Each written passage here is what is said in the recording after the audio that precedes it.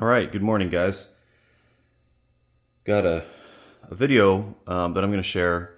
I was kind of thinking about doing this anyways, but I had a viewer of my battle belt video, and he asked the question about using the flick inner belt to make a suspender rig kind of equivalent to the Alice LC2 suspender kit. And so I'm going to go over this a little bit. So I'm going to start off by saying I find it interesting and a little bit surprising and also satisfying that, someone took the time to actually watch a video that I put together and find it useful and interesting enough to comment on. So I genuinely appreciate that, and I hope that other content that I put together here is interesting. I use that word, I guess, kind of loosely because it's literally just me holding a phone making a video, right? So I know that my quality, if you will, is not anything to write home about. So in the previous video, I talked about how I took the inner belt out of a flick and used it to produce a battle belt, right? I had to make some modifications, put some Velcro on it, so on and so forth. But that really isn't meant to be a standalone thing, at least not for any kind of duration. And so I decided to see if I could put together a MOLLE version of an Alice belt kit using another inner belt, since I had another flick lying around. And this is what I came up with. So I'll go over this, and then I also want to kind of share with you, and specifically with that viewer, some of the other MOLLE suspender systems that I have. These are USGI, and I guess I'll go ahead and stop here and say that I know that there are plenty of private companies that make suspender kits, MOLLE suspender kits, and so of course you have the option to buy one of those. I'm not very well versed on those, but they're certainly out there. But if you're looking to use USGI surplus stuff, then this is an option. So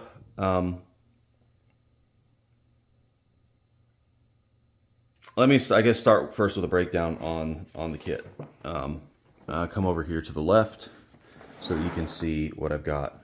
So the leftmost and front center left pouches are two, I'm not sure if these were ever USGI, but I believe they are, they're tactical, I know they are, they're Tactical Tailor Universal Magazine pouches.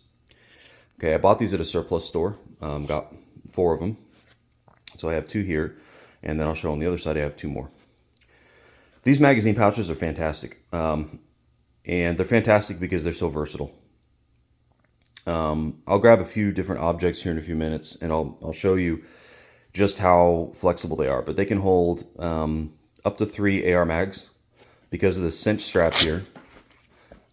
Because of the cinch here, you can cinch it down so that it'll retain 2 or even just 1. They'll take AK mags, I think up to 2. They'll take M1A mags, 308 mags of any kind, can take up to 2 of them. And then obviously it's also dimensionally large enough that you could throw a water bottle in. You could use it as a small IFAK. You could use them to hold a smoke, probably a couple of frags if that's something you have access to.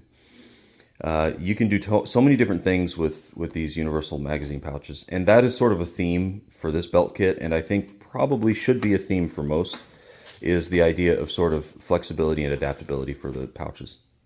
So following these, I have 2, this one's kind of squished in there, but it's in there. I have 2 GP canteen pouches. And again, that's meant to be flexible. By default, I carry 2 canteens, okay? But, depending on the circumstances and what I'm doing and where I'm going and how long I'm out or whatever, I could carry up to 4 canteens. Or if I've got a big Camelback on, maybe I only need 1 or no canteens, and I can use these for other things. These pouches are also the perfect size for holding an MRE. You can stuff, snivel gear, or any number of different things into them. Again, they can also hold, if you have one of the USGI IFAKs, like the insert, it'll hold an insert. So you could use it as an IFAC if you needed to. They'll hold any number of different things, and so I think that they're really good general, well, of course, general purpose pouches. I have to say this is probably one of my favorite. As weird as it is to have a favorite pouch, like I love these. This is one of my favorite pouches because they're just so versatile. You can do so many different things with them. In the middle here, I obviously have a USGI waist pack. I kind of wanted a butt pack on here. I think that it is important for the intent and the way that a suspender rig is meant to be worn. I think it's important to have a waist pack. You know, I have a love-hate relationship with the idea of a butt pack or waist pack because obviously you can't get to your stuff unless you take your rig off. But one of the ideas behind a suspender rig like this is that you don't need a backpack, right? You can throw this on and it's your sustainment, it's your fighting rig, it's your water, it's everything, and then you can just go. And you don't need the extra weight and heat and body coverage of a backpack. And that's sort of the beauty of a system like this. At the cost of having to either have a buddy dig around in your waist pack for you or take it off and dig around yourself. I just have some shit stuffed in here to bulk it up a little bit for some, you know, I was looking at it and I wanted to make sure that it interfaced okay with these pouches. There's nothing of really importance in here. And then my right side just mirrors my left. Okay, there's nothing different here. It's another sustainment pouch, another GP pouch, a GP pouch with a canteen in it, and then the same thing, two more of the Tactical Tailor universal magazine pouches. For the suspenders, I kind of did the same thing as I did as I mentioned before. So you'll notice in the back, these fasteners held the back straps to the flick. These fasteners are not unique to the flick. They predate the flick, and you can find these things on Alice kit. You can find, in fact, here's some right here, right? And they probably even predate that. I'm not sure what the original intent was with putting the little punch through the middle, top middle of this thing. You know, I often see them like here, and you know they're not used for anything to my knowledge. I don't really know what the intent was, but it's really convenient because it fits the hook on these suspenders, and so there it is. So I threw the suspenders. I didn't go with the traditional issue Y harness. The USGI, I've never really liked the Y harness, to be honest. It doesn't give me the flexibility I need to be able to pick where I want my back, the hooks on the back straps to sit on the gear that I'm wearing. So prior to the development and issuing of the Y harness, of course, we used H harnesses. And so this is a Repro, I want to say a Repro M1967 H harness, okay? And what's unique about this one, I'll digress just a little bit. You'll notice it has another set of hooks back here on the shoulders. Well, this was designed to allow you to carry the field pack, their butt pack, on your shoulders. So you could attach the butt pack had a couple of D-rings on top, and you'd attach it here. And on the bottom, it had straps that would strap around the nylon straps here. And that was how you could carry your butt pack on your back. It did flop. I've actually tried it because I have one of the butt packs and it flops around a bit, but it's not. I was really hoping it would be good, but it wasn't. At least not from what I tried. So at any rate, so that's how the back is attached. These backs, the straps are just attached through here. All right. We come around to the front. I had previously done this before, but I just ran some 550 cord and then tied it off, and then I melted the end and smashed it just to make sure that it really couldn't come out. And that is just held on right there. Oops, sorry, it wasn't in camera. And that's there. That's it. I did that on both sides. Over here too. Okay. So a couple of things. Number one, it hasn't given me any problems or like failed on me, obviously, so far. If it did, that'd be a super easy field repair, right? It would not be the kind of thing you want to have to repair in the middle of, I don't know, some kind of emergency or, Lord, if you were using this in a, Red Dawn type scenario or something. But it would be very easy to repair. Something that I was concerned about when I started putting this together was if I would have enough real estate. And the resounding answer to that question was that yes, I do. I was worried, you know, with an Alice belt. In fact, let me get one up here. Oh, I didn't bring it in. With an Alice belt, with the LC2 belt, you can obviously just kind of literally attach a pouch, you know, right in the middle next to the buckle if you want, right? I mean, you can go all the way around. With this though, because it has this larger Fastex buckle, you can't do that really. And so I was worried, and then there's a little bit of a gap here as well, right? So I was worried that I would kind of be giving up some real estate where, like, for example, I would have put a compass pouch, first aid pouch from the Alice system. I don't feel like I really lost anything. I'll be honest. I feel like this is just fine. This is, in fact, maybe even a little bit too big. I don't know. So let's see some other thoughts. There's no padding, if that's going to be a problem. It hasn't been a problem to me yet, but you know, I know that with the Alice system, people would cut up sleep pads and then make pads for their Alice belts. I suppose you would need to figure out a solution here for this as well, if that would be a problem. Let's see what else. Oh, I mentioned the how much I like these general purpose pouches. One other thing that I found is that they can hold like 6 mags. So not that I would recommend doing that, because they're kind of floppy and they aren't really form fitted for it, but you know, so that just kind of goes to the flexibility of this thing, right? If I wanted to, I could carry, you know, obviously I could carry 1 mag, but if I were to put 1 mag in each of these, then I could have, you know, 4 mags and that's it. Or I could scale up to, you know, I could do 3 here, 3 here, 3 here, and 3 here. That gives me, you know, 12 mags. Again, or this could be an improvised holster if it had to be, right? A flap holster. You'll notice I don't have anywhere to carry a pistol on here, nor pistol mags, and nor even a knife. And I intended to have a knife actually, but when I added this, I had to get a little bit of extra space, so I had to pull the pistol holster and the knife off. Those, you know, I think I think if you're wearing one of these rigs that perhaps, and you're carrying a rifle, that you might be better served by more ammo, and I think that may be the case. Okay, so the answer to the question, can you use a flick inner belt to make an Alice style belt system, is absolutely you can. But there are some USGI systems that can give you the same functionality without you having to sort of improvise like this. So I'm going to grab a couple of those systems and I'm just going to show them to you. I have them. I don't really use them for the most part, but I can show you what we've got. So stand by. All right. So what we're looking at here is older USAF surplus, is a surplus suspender rig. It is called an HGEAR, I think. It's from their Defensor Fortis load-bearing equipment line, and it's called an HGEAR. And this is the first version of it that came out.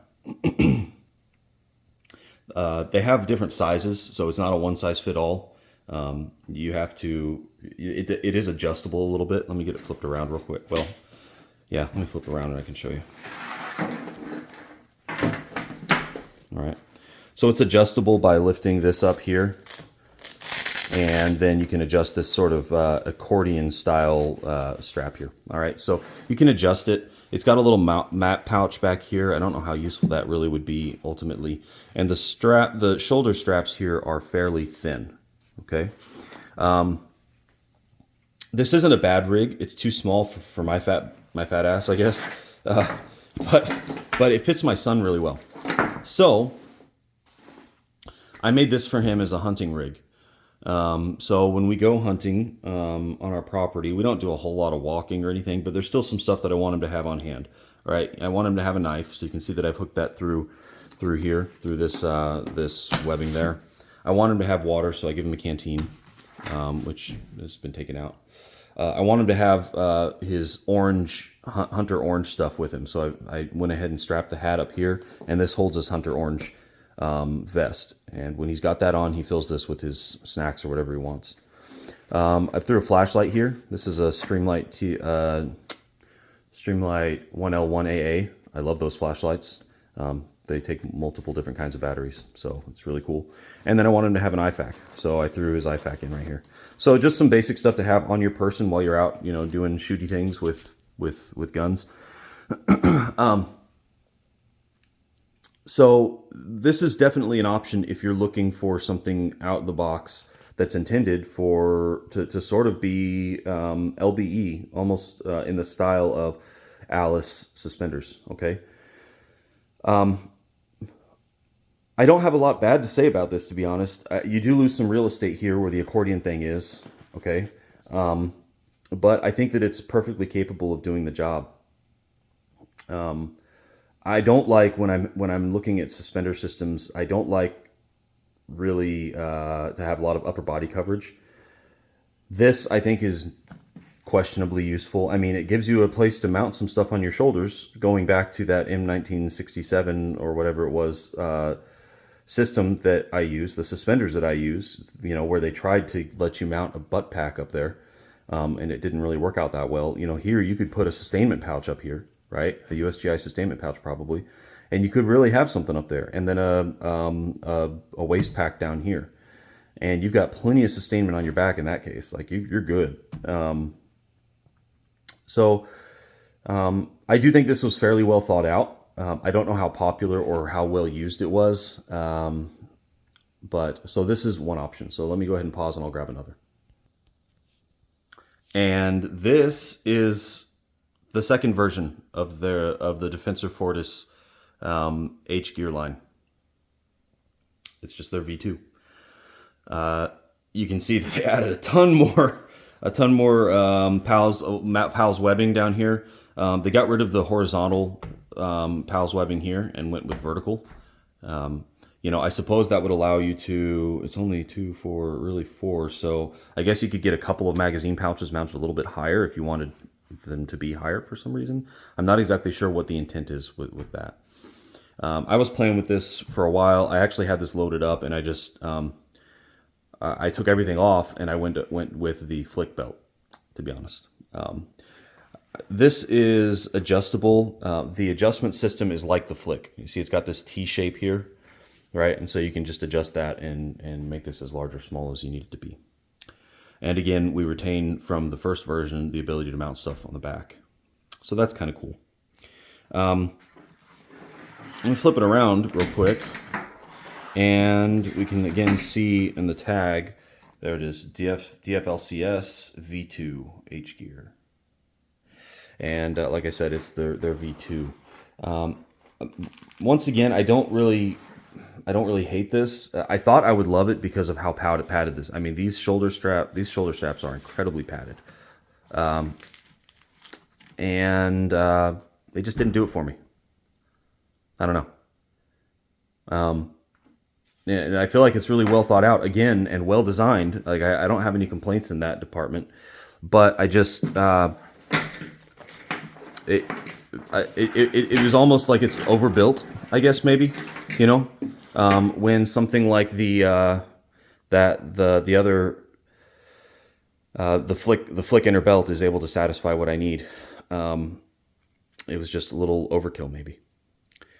But if you're looking for USGI suspender rigs that are modern, that are MOLLE, that you could use to build up something along the lines of an Alice rig, then these are some choices you have, and you don't even have to, you know, modify anything. Now it'll be easier to find a flick, and it'd be easier to just rip an inner belt out of that. So okay, so that's kind of what I wanted to share. I hope that answers your questions, Guy. And if anyone else has any thoughts or concerns or experience using some of this gear, let me know. I find it interesting that the Air Force developed, you know, suspender rigs like this. In my understanding and thinking of it, suspender rigs are typically ideal for situations where you're going to be doing a lot of foot patrolling, right? They help you to dissipate heat, and they carry the weight at a better place of your body rather than your upper body, your chest, down near your hips. I suspect, although I don't know, that perhaps USAF security forces, maybe they do a lot of foot patrolling, and so that's why this is the direction they went. I mean, I really don't know. Maybe someone can tell me in the comments why the Air Force went this direction versus using something that was, already common or developed by the Army, for example, like the Flick. And I don't think that these are in use anymore. I'm fairly certain that the Air Force has moved away from these things. But again, maybe someone can correct me if I'm wrong there. All right. Thanks for watching, and I guess let me know if you have any other questions. See you guys another time.